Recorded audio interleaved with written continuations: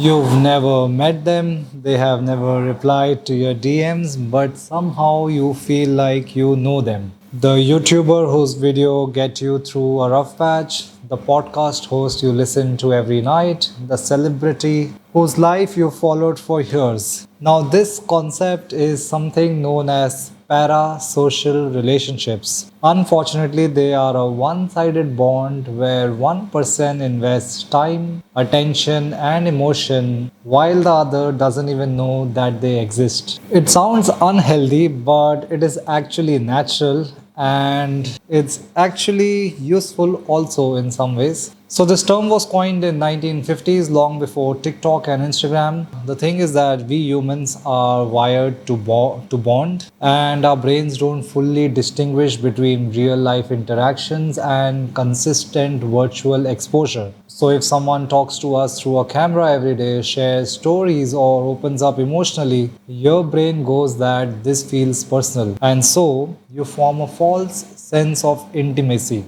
But here is where it gets tricky. Parasocial relationships can feel safe.